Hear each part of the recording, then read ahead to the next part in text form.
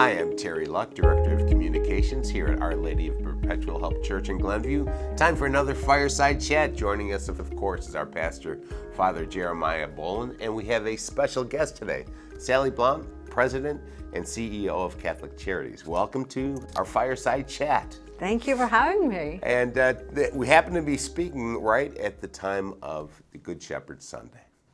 Yes, I didn't realize when we set this up that it would be this week of celebrating Good Shepherd Sunday, and we're thrilled to have you here, Sally. We have, as you know, a long, wonderful history with Catholic Charities, and when I was talking with members of your staff, we got the Mother's Day collection coming up, and we thought this would be a great opportunity to speak to our relationship with Catholic Charities, and also to see and hear a little bit about the future of Catholic Charities and how we continue to build on the relationship of Catholic Charities to Our Lady of Perpetual Help Parish.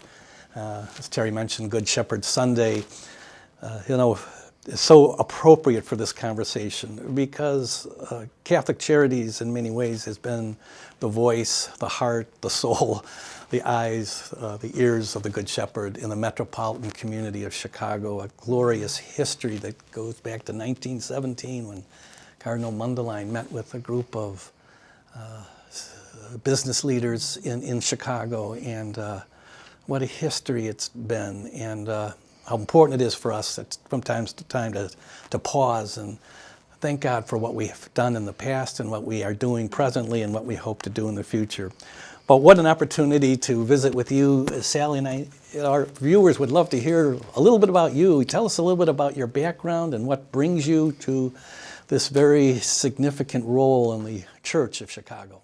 Well, first of all, thank you for hosting me here at OLPH. And it's a little daunting to be talking to you, Father Boland, because I know my predecessor was your brother. Right. So let's name the sort of the elephant in the room. Monsignor really, he was a leader for over 25 years at Catholic Charities, and there was a period of time, as you know, that the government was privatizing many human services and creating more contracts. And during that time, Monsignor was responsible for greatly expanding our footprint by doing a lot of work in government contracting, and it really was an amazing legacy to step into.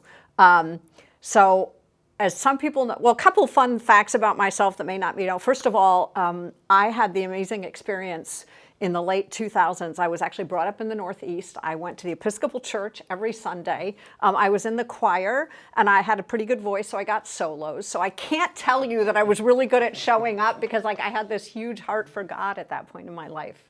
My parents felt that it was important for a good intellectual education that you have grounding in the Christian faith. And I remember asking my father once, who was a physicist at Bell Laboratories, so he was extremely cerebral. I remember asking him, did he believe in God? And he goes, I don't know. And I said, well, why do you make me go to church every week? And he said, just in case. But I had this amazing experience when I was abroad for my junior year in Vienna. And I started walking in to all these cathedrals of Europe. And as you know, it is hard to fathom the humans that committed their life savings to building these. The faith that must have imbued them is extraordinary. And it was during that sort of 6 months of my life, somehow Jesus really came into my heart.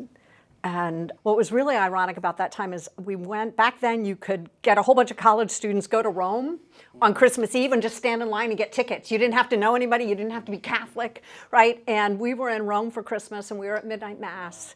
And I bought this little medal of Jesus from a seller outside the Vatican. And I wore that for the rest of my years. And it was almost ironic in 2010 when I felt calling in my prayer life to become a Catholic, that I had, it was almost though he anointed me back in that Christmas in Rome. And so fast forward, I spent some time with the Jesuits. They're good with people who need intellectual arguments. I think that's where the term Jesuitical comes from. Yeah. And through that, I just got this heart for the church. So in 2010, I became a Catholic, which was also my first year at Kellogg, where I was the dean. So it was this very interesting two things. fast forward 10 years and done being dean, still feeling deeper and deeper in love with God and asking, how do you want me to serve? How do you want me to serve? And it was a long story, I won't go there, but it ended up being the cardinal asking me if I would serve at Catholic Charities, because there was this sense that after these 25 years of growth, which Monsignor had done such an extraordinary job with, oftentimes there then becomes a time for pruning, right? That's a very natural thing to happen in organizations.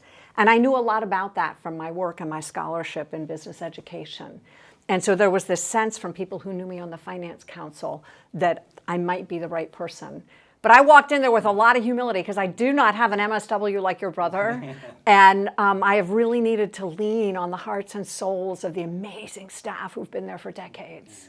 And I'm there to help them make the organization more effective, and they are there to teach me the heart of Jesus on the front line. Wow. And the history between Catholic Charities and OLPH is so strong. Yes, Oh my God. It goes back, really to as Catholic Charities was being formed and evolving. OLPH was sort of there from the beginning. For instance, Father Dustman, who was a longtime pastor here, we were the first parish to have their own nursing home, and he relied a lot on contacts with Catholic Charities because no parish had a nursing home called Mary Haven, which served the elderly in this area for a long time. And one of the things that I think he'd learned from Catholic Charities was we have to be there for everybody. So anybody could be a resident of Mary Haven. They didn't have to be a parishioner or a Catholic. I think one of the things over the years I've always appreciated with Charities has been we're for everyone, everyone in need. We can try to help as best we can. And he was followed by Father McDonald, who had been a pastor in a very poor parish, and then he comes to one of the wealthier parishes, and he really wanted to create relationships between the parishes that have resources and those that don't. It became really the foundation of the sharing program. Mm-hmm. And so we not only had a sharing parish, we have 4 sharing parishes.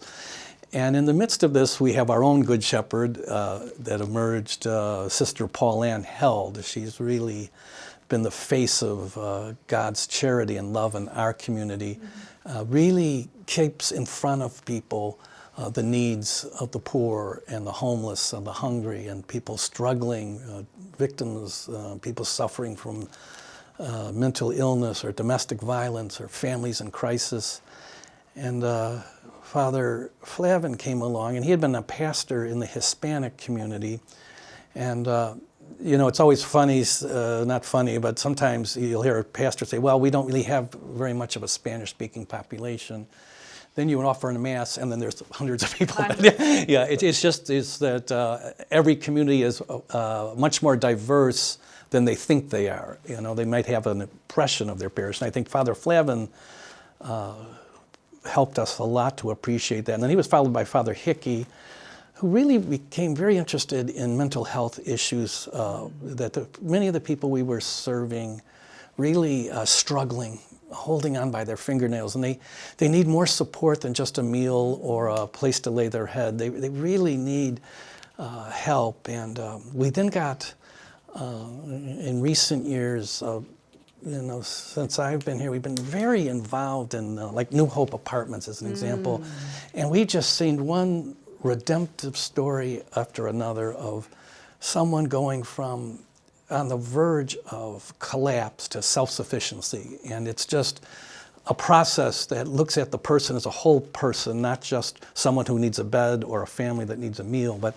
how do we heal, be part of the healing process? And we've had this wonderful relationship over the years, recently, especially with social workers that come here. The Sister Anna helps us. She's been a godsend of helping to connect people that come to the front door of the church with the resources that can help them get out from under some of the burdens that are crushing them, And I'm just really been motivated over the years of my own priesthood of the mission. And I'd love to hear a little bit about your sense of the mission of Charities and how Catholic Charities is continuing to address the many overwhelming needs of this metropolitan urban church? Well, first of all, I think my job is easier than yours because we get to be the door of the church that is open to anybody, right? That we literally open up our arms. We don't have to explain theological nuances or anything like that. We just get to say, are you hungry? Do you need a house over your head tonight, right? Do you need a roof? Let us help you. And I love that part of just being able to be the part that embraces the heart of Jesus, right? One of the things you were talking about of just sort of how much pain is in people's lives, such a big theme now in human services is the expression trauma-informed. It's the understanding that the people who come to us have been through profound trauma. Just like you and I fear not having a roof over our heads, right? You and I fear not having a meal, but it's never actually happened. But if it's actually happened to you and you've lived in your car, it's actually happened to you and somebody in your family commits suicide, right? Or I just was praying with a family this weekend of some friends in Texas where, a young husband commits suicide, right? If that's actually happened to you, that is trauma, right? And part of what we have to be aware of as we establish spaces, as we inform how we reach out to people, is the trauma that they carry in their hearts. And so that whole notion of being trauma-informed is very important to what we do. And Sister Anna and Sister Pauline, our work that we do in the northwest, suburban Cook County, they are such amazing partners. And in fact, on that, I just have to tell you, if we had to come up with our ranking of the most engaged parish in our work of Catholic Charities, and the parish who sort of understands the challenges, I am not being gratuitous, it would be OLPH. I mean, the investment that you've made in Sister Anna, the Giving Hope Fund, which one of your parishioners got started, we can now, and we invite everybody to contribute to it. You need a cart repair, you need a car seat for your child, you need a utility bill. We have something, the Giving Hope Fund. We'll do some checking to make sure we're not, sort of being irresponsible with the money. But our goal is to get it out the door within 48 hours. You have a need, we want to do it. And it's closely connected to the New Hope Apartments, which OLPH is very close to. The suppers programs. We believe that the suppers programs and getting even more disciplined about how we do those is the best way that we can work with people on a volunteering basis. Because as you know, even better than I, our goal in charity is to be present to the other, right? To look them in the face and see Jesus, right? And when we serve someone a meal, isn't that the ultimate arm of Jesus? And so we want to get even more structured about how we do that. And as you know, every day down at 721 in Chicago, we have people around the block. And since migrants, it's doubled and tripled. We are giving hundreds of meals. We are serving them where they come. They are hungry. And you know what I love about those meals? We don't even check whether you're really hungry. We assume that if you are standing in line, you are hungry. And that means, and you know that some of the checking and things that we sometimes have to do, there's so much more grace in if you are hungry, we will feed you. And I feel that way about senior meals. I want to get to the point with the senior meal delivery we do where you don't sign up through the government. All you have to do is call us and say, I'm hungry, and we'd add you to our list. Like, that's my dream, because that's when I feel like we're living our faith. And that's a lot of what we've been working on at Catholic Charities is, as you know, I have deep respect for all the government work that we did, but this pruning thing, because the payments have not kept up with inflation. And many of these contracts have not been revisited in 20 years. And sometimes the reports that they require have become onerous. And in fact, we've done careful, we looked at every single one of what was 200 contracts with our board over the last 12 months. And we made the decision to walk away from, not renew 75 of them. And the reason, these are our smaller contracts. We discovered that they had inordinate amounts of, when you actually attached how many reports and all the staff time that was going into supporting them, it was just kind of crazy. And so we decided that we would step back from roughly $24 million in revenue, which was only 12% of our budget, contrary to popular belief. We've still got $130 million in government contracts, but it's the bigger ones. And it's the ones where we've been able to negotiate, and the reporting needs hold us responsible, but don't require unnecessary costs. Because the biggest challenge in human services is how do we get as much of every dollar not into jobs at our Catholic Charities. I care a lot about those, but I care even more about how much of every dollar we get into the hands of the people we're serving, right? And the thing we have discovered, especially with the Giving Hope Fund, is the more direct aid we get in their hands, and the economic research is backing this up, the better we can do for people's lives. People know how to use the money. They don't just all go use it for drugs or alcohol. When you know this better than I, because you've been doing this for a long time, we have to trust them. That's dignity. And so that's what we're working on at Catholic Charities, is how do we be less about managing what was becoming an unwieldy portfolio of contracts? How do we winnow down, and you're not that far from ITW. This is a classic ITW 80-20 exercise, just saying, right? But we winnowed it down, so we're doing the ones where we add the most value, and it's most in line with our wheel set of what we're uniquely called to do. And that's the one that gets to Mother's Day, which is we have said we are going to be there for anyone in need. But just feeding someone doesn't change lives, and it doesn't give the healing that Jesus calls us to. It's when we walk with people for longer, like we do with New Hope Apartments, like we do with the Family Self-Sufficiency Program in Lake County, where we walk with single mothers for years, like we do with our pregnancy and parenting programs in Roseland. You've probably met Velma. Yes, right? Yeah. When we walk, when a woman finds out she's pregnant, we're walking with her for the next 5 years through the pregnancy. We're teaching her how to parent. We're giving her community through through other mothers and things like that. That is the work of healing. And so what we want to do is we want to invest more in healing, in more Giving Hope funds, in more New Hope Apartments. We want to expand family self-sufficiency into Cook County. We want to invest more in mothers. The reason is twofold. One, mothers are core to our faith. Mary, right? Mary and Jesus, and it all begins with the family. And the family, I love men and I love fathers, but you and I know is holy in our framework. What you and I also know, and all the research shows, healthy mothers, healthy families. If the mother is not okay, the family is not okay. And so that is, when you talk about root cause, and so we are really, what used to be children, youth, and family, we're stepping back from youth programming. Again, because we can't be everything to everybody. We only had a couple child care centers left by the time I got here. They never got up to capacity again post-COVID. So we're walking with each of those families to find a new child care center. And we are going to laser focus on empowering mothers so that we can strengthen them and by that strengthen their kids. It's mothers and seniors, which, that's the other one where we are probably the most invested among the human services in Chicago. And again, our faith calls us to honor our father and mother. We are not supposed to send them off by alone and leave them alone in destitution. And so mothers and seniors, and then making sure that, again, whenever somebody needs a meal, they need a roof over their heads in the short term, we're there. But we are going to go into the deep work of transformation and healing, and we are going to trust the Holy Spirit and walk with Jesus in changing lives. It's more expensive per person, right? Because the deep work, you know that, right? The trauma-informed healing, the social work costs money. But the chance that you actually change the life is so much higher.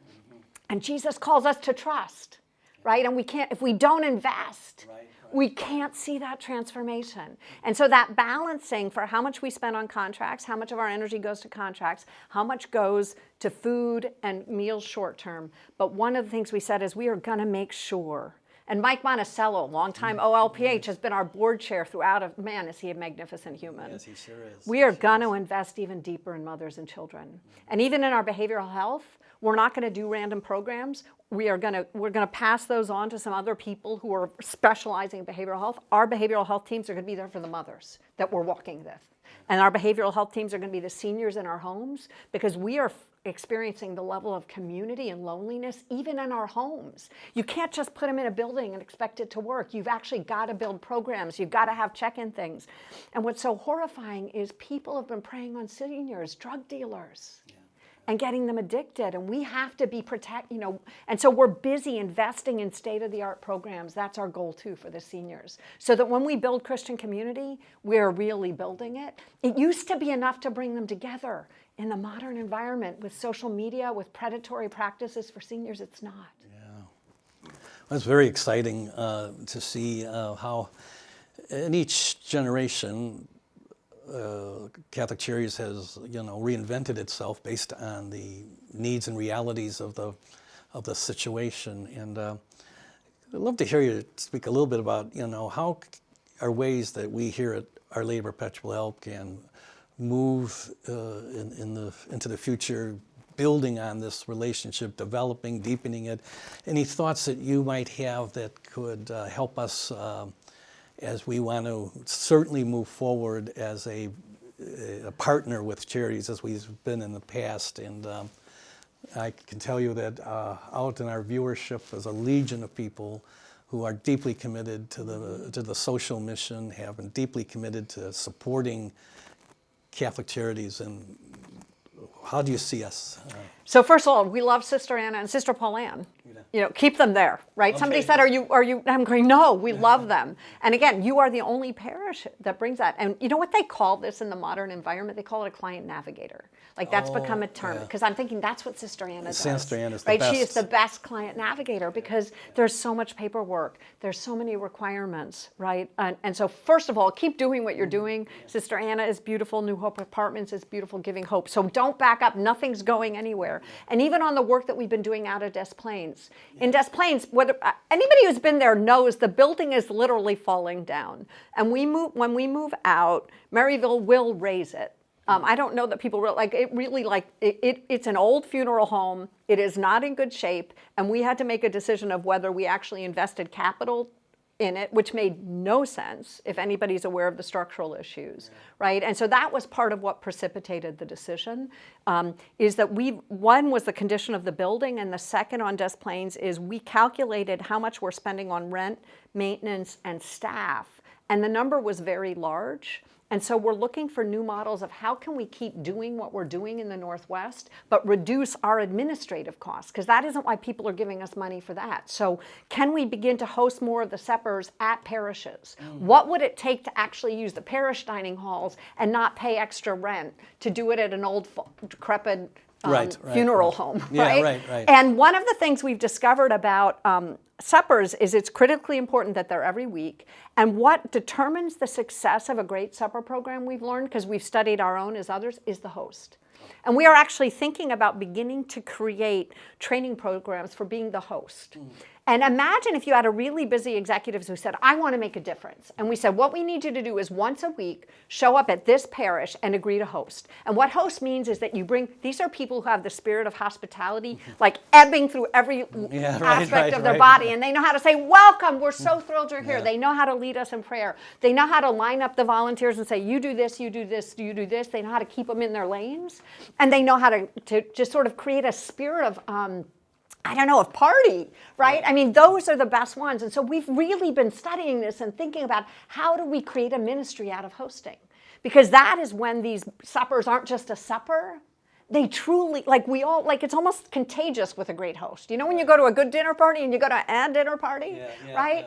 Yeah. And so that is one of the things we've been thinking about more is how do we get even better at these suppers, right? How do we partner more directly with the parishes, which is coming from the wonderful Cardinal. He is saying, Renew My Church has to be about the mission of charity, right? We have to lead with that. So how can we do the suppers more with parishes? How can we really bring in the volunteers in a much more proactive way of saying, this is the volunteer job description for hosts, this is the kind of person we're looking for, and this is what the commitment requires. And I think to the extent that we can begin doing more of that, it will bring people, because everybody says to me, how can I make a difference, right? And we are beginning to find what are those really key volunteer roles. But I have to confess something to you. We are literally going to write volunteer job descriptions. Because think of it this way. You have a lot of business leaders in your parish, right? What business leader would build an organization on unpaid labor that showed up when they could? Right? And it's not to say it isn't heartfelt and wonderful, but you can't build outstanding services on that, right? And so we're going to start saying if this is what excellence looks like. And again, it isn't because the old model didn't work, but we think we can make it even better, and we think we need to adapt it to the times. There was a time when the guilds of women around parishes, right, created that sense of hosting, right? When they created this very reliable set of core and things, right? And as you know, the volunteers out of Des Plaines just don't have enough people, right? They're constantly feeling, right? And so what can we do to help that and build systems that don't overtax people? Now, we've identified what we're trying to solve for, and we've identified potential solutions. You have to be a little patient with us. And I go back to Teilhard de Chardin, right? We have to trust in the patient, slow work of God. Right? And that is where we need compassion from people, is we've now sort of understood what the issue is, and then you need to walk with us as we put it into place. But in the meantime, OLPH is going to be a key parish for us. We are going to be working with you as we redesign suppers, as we figure out how to move the clothes closet so that we're not paying for rent, but there's a home for it that makes sense in a parish, right? And we will not leave anybody in need. That is our promise to the Cardinal, right? We are working with the Greater Chicago Food Depository to figure out how to use, one of the things, we've already had a couple donors who've been willing to buy a mobile food pantry, which you can buy one of those for $300,000. And you can take it to 5 different sites on one staff. And so you can see there's an efficiency to that, and you can bring a client navigator with you. And so that is the kind of thing we're working on the Greater Chicago Food Depository is, we all know this is the need in Northwest Suburban Cook. Can you partner with us? If we agreed to stop at these locations, would you give us this much food? Because it's a partnership, right? And we believe in the long run, we can cover more people for less cost. How will you address the communication issues with people who are comfortable with knowing displays is there? I know, we're working on that. And what I'm trying to do right now is get out and talk to people and explain. And we've been on video chats. I spent the day out in Lake County because there's similar questions there. I am happy to come gather with anybody and talk about what's happening. So, it's communicate, communicate, and communicate. Yeah. And as you all know, as well as I do, you can say it 5 times and people say, why aren't you saying it? Yeah, right. So that's why I'm here and I'm grateful. Well, we're thrilled that you were able to join us today, Sally. This is a wealth of information and energy and passion about the mission of Catholic Charities. And I want to assure you that Our Lady Perpetual Help stands with you in building this wonderful future of being Christ to those in our community that are in need. And I'm always struck that, any one of us could be 1 or 2 crises away from, really, really being in trouble. And to know that I don't have to be alone in this, that there's someone I can call, like there's resources that can help me.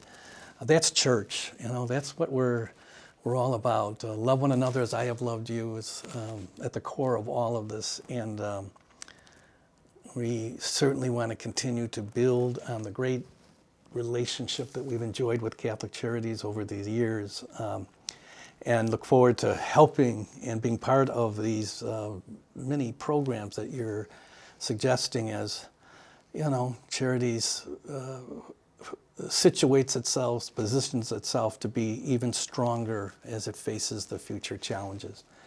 So we have the Mother's Day collection coming up on Mother's Day weekend. Our parish has always been very supportive of that collection, and I think today will certainly give a lot of energy for our parishioners to consider the support of that important outreach. As all you know out there, we have many other programs like New Hope Apartments and other initiatives that we have supported generously in the past, and we will continue to support. And I thank our sharing committee here at OLPH. Just tons of food goes in and out of the sharing room every weekend. On Sunday morning, people bring food, and by Sunday afternoon, people are bringing those collections to various food pantries. There's a lot of different ways that people can serve the mission of charity in our local church. So thank you, Sally. Thank you, Terry. Also, thanks to Rob Orr and to Brittany for all your support as this fireside chat will make its way into the neighborhoods of the larger Glenview community. God bless you, and have a great day. Thanks for watching.